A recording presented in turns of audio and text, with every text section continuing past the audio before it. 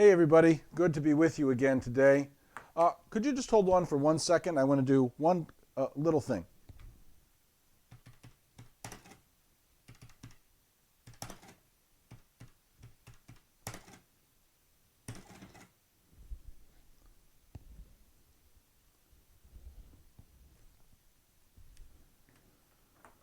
Okay,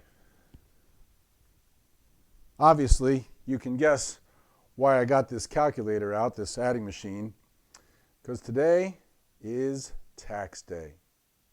That's right, that day every year when our taxes are due. Now I know this year is different and we've gotten a little bit of an extension, so I'm not under the gun today to get this done, but I did get it done, and actually, to tell you the truth, I got it done earlier this week, and I submitted the forms, and so my taxes are all filed, and I'm really happy to tell you, or happy to tell myself, I guess, that it's a refund this year.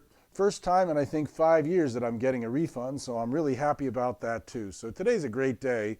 As far as tax days go, a great day. I'm getting some money back. Hey, Jesus makes a distinction when he talks about paying taxes between rendering unto Caesar what is Caesar and to God what is God's. And he makes a distinction there between what Lutherans call the right-hand kingdom and the left-hand kingdom. The left-hand kingdom is the civil government, and the right-hand kingdom is the kingdom of God. And Jesus says we have responsibilities in both areas. Government is there as God's servant to carry out peace and justice, and we have a responsibility to do our part in the civil government, to support our leaders and to do our job in the civil world to do the things that are necessary, pay our taxes. And in the right-hand kingdom, the kingdom of God, it is our responsibility to serve the Lord and to honor him with our hearts and with our love. The two of these are intended by God to work together. That is, the civil government is there to bring peace and justice, and the right-hand kingdom, the spiritual kingdom, the kingdom of God, is there to bring the good news of the gospel to the world and for God's people to serve within the world. They're serving Jesus when they serve in the world. I want to read to you from Romans today. I'm at Romans chapter 13, and I want to talk about the civil government a little bit today and the scriptural view of it. Here's what it says in Romans chapter 13, verse 1. Everyone must submit himself to the governing authorities, for there is no authority except that which God has established.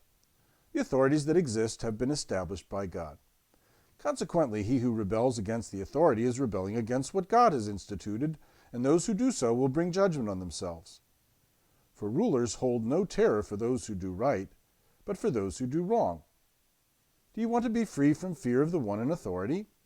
Then do what is right, and he will commend you, for he is God's servant to do you good. But if you do wrong, be afraid, for he does not bear the sword for nothing. He is God's servant, an agent of wrath to bring punishment on the wrongdoer. Therefore it is necessary to submit to the authorities, not only because of possible punishment, but also because of conscience. This is also why you pay taxes, for the authorities are God's servants, who give their full time to governing. Give everyone what you owe him. If you owe taxes, pay taxes. If revenue, then revenue. If respect, then respect. If honor, then honor.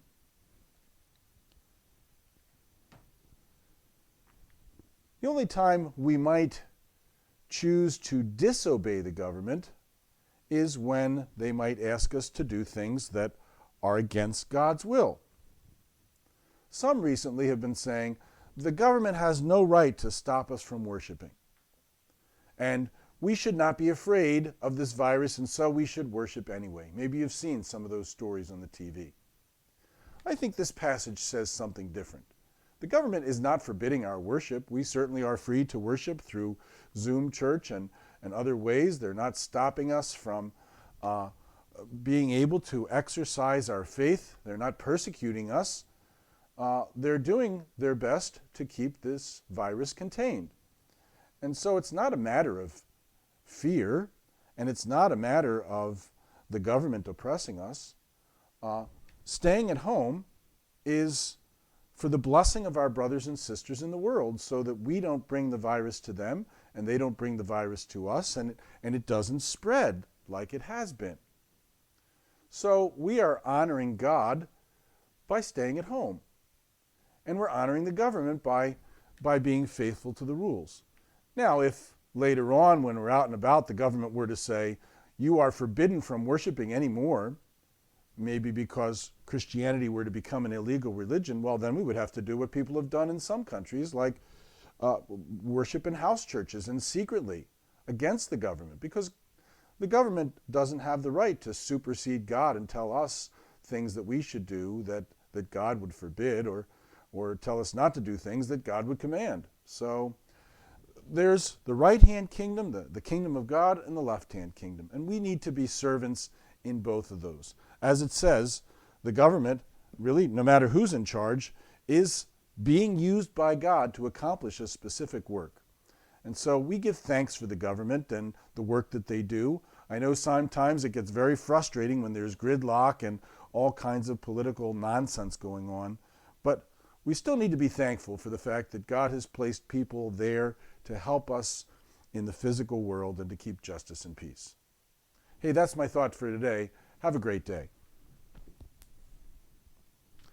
Oh, and by the way, I hope you get a refund too. And maybe you'll get that stimulus check too pretty soon. Blessings.